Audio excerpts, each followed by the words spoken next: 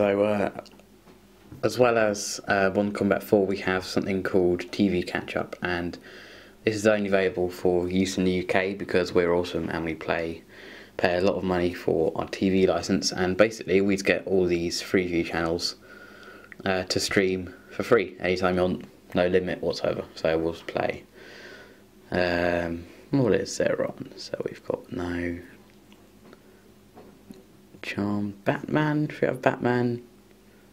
Yeah, let's have Batman. Here we go. Let's turn out to landscape.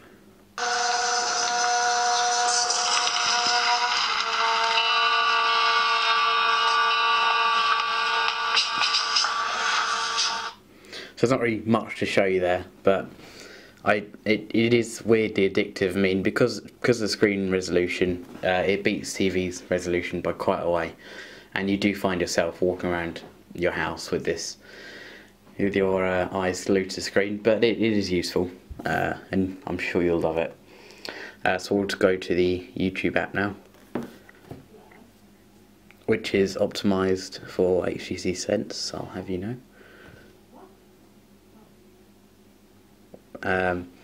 Yeah, this is very, very user friendly. There's not really much to say about this other than it's very satisfying. I mean, I absolutely adore YouTube videos on this. YouTube playback is just so good, like ridiculously good. I can't speak highly enough of it. The quality and just the audio quality from the speaker and the picture and the colours are just awesome.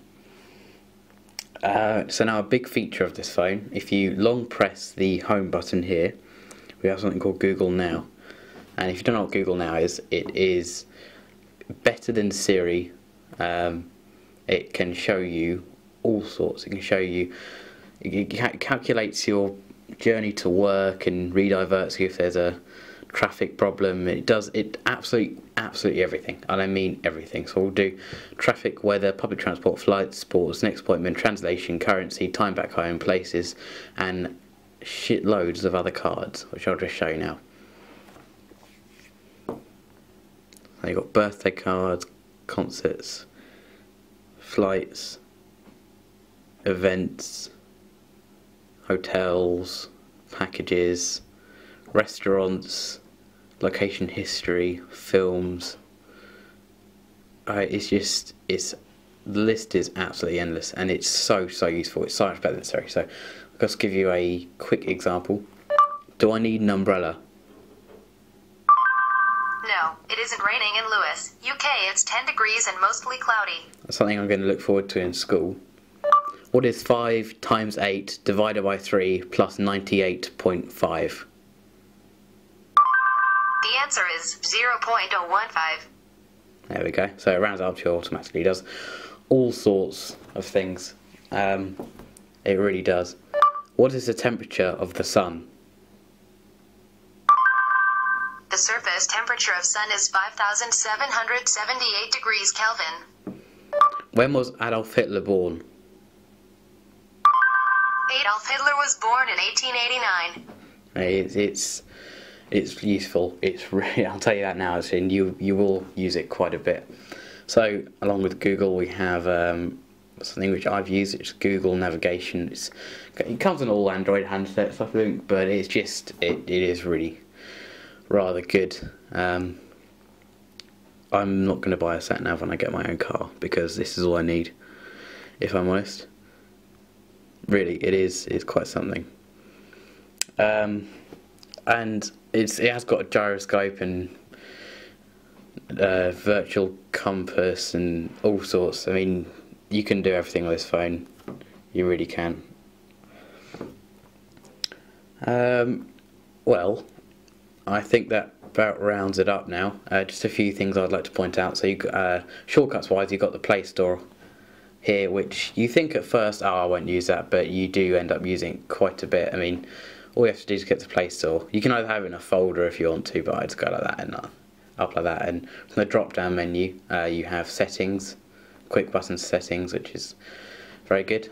Also, you have something called Power Saver, and this is, I'm going to move into my conclusion now and include this in it. The battery life isn't great, as I've already said, but this thing here called Power Saver, it lowers the CPU power, reduces screen brightness, and turns off the vibration and puts to sleep when the screen is off, for data connection that is, and it actually really does help quite a bit, and you can live with it. I mean, it does allow lag in some games, but you know, it saves it, well, it seems to me like 20% or even 50% saving power, and it does last you a long time.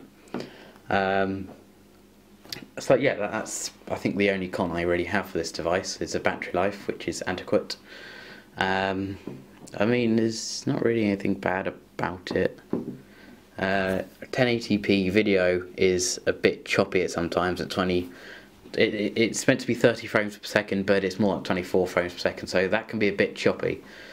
But other than that, I mean, everything is just top of the range. I mean, for the price, I got this for 480, and then I've bought some cases, which brings it up to 500. But they are going now for 450 unlocked. But O2 are doing, I think it's O2 and Vodafone are doing them on contract for like £26 a month. But I'm sure by July this year, 2013, they'll be around about 350 to 400. So for that price, would I buy this device? Yes, I would. And would I recommend it? Yes, I would. It is worth, in my opinion, somewhere between £500–600, and that's like I don't know, $900,000 in America. But yes, it is very, very premium. I mean, when you pick it up, it feels like you're holding £600 worth of equipment here. It's useful. I barely really go on the Xbox console anymore. I've stopped using my laptop, really, to be honest, because I've got everything here, you know, Google goggles. I mean, everything is just really helpful.